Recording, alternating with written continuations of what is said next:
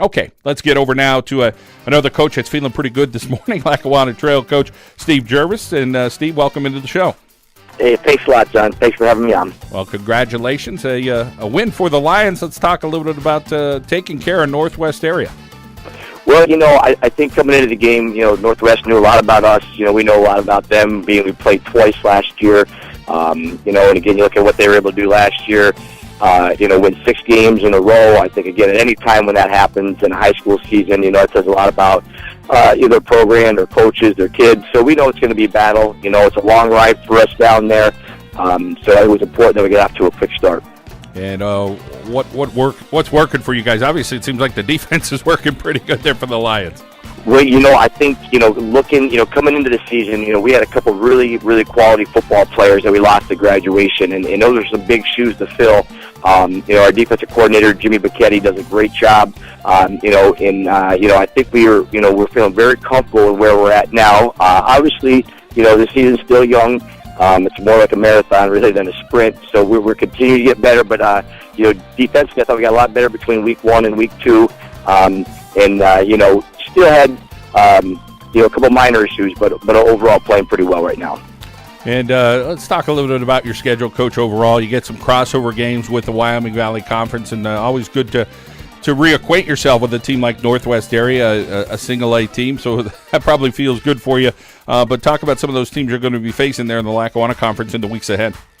Well, starting this week with Lakeland, that's kind of they're a neighboring school district. You ask anybody in the trail football family, that's always just because it's like a backyard rivalry type of deal. Even though they're AA, they have a great program, a storied program for years and years and years. So, that's where our focus is now. And obviously when we look at our schedule, the other single A's are very critical to us. So we're able to play 2 of them already.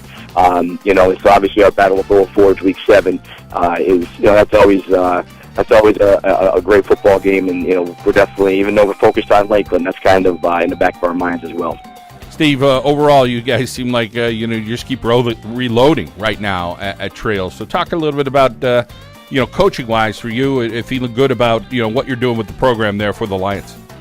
Well, I'm not just saying this; it's not cliche, but it's just what a great situation to coach here at Lackawanna Trail. The kids work hard, parents are very supportive, the school district's very supportive. So we had a lot of linemen coming back, and we knew that. We obviously had our quarterback coming back, who's a very talented player, Nathan Roca. So we had to fill some holes in the skill positions, and Noah Coleman stepped up big.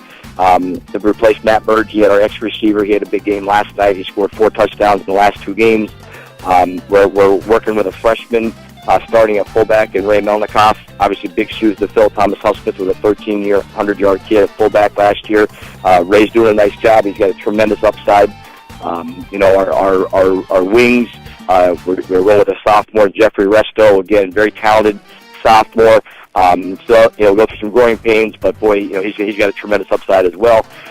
So it's just, it's a nice situation to be in, and I feel like, we have a long ways to go. We can improve in a lot of different areas, but we're pretty comfortable where we're at right now.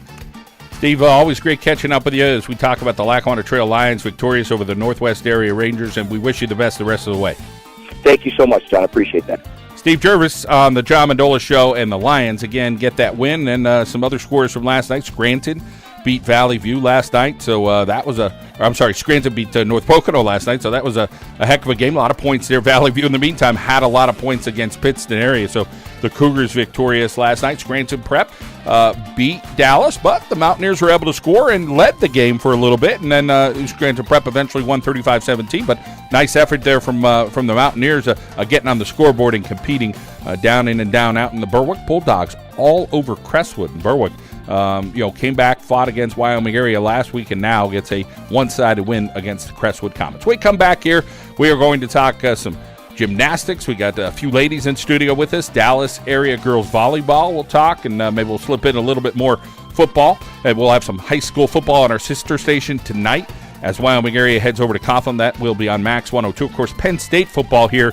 tonight right here on WILK. Well, you can pick up a copy of our football magazine. You can grab one in any McCarthy Tire Service locations Wilkes-Barre, Scranton, Kingston, Hazleton, and Williamsport. Want to thank our friends at Arcaro and Janelle. Also, Manuka Subaru, It's All We Do. Danco's, All-American Fitness, and Dr. Bernard France in Kingston. Let's head out now to our local State Farm insurance agent, Jeremy Baczynski. Break like a good neighbor.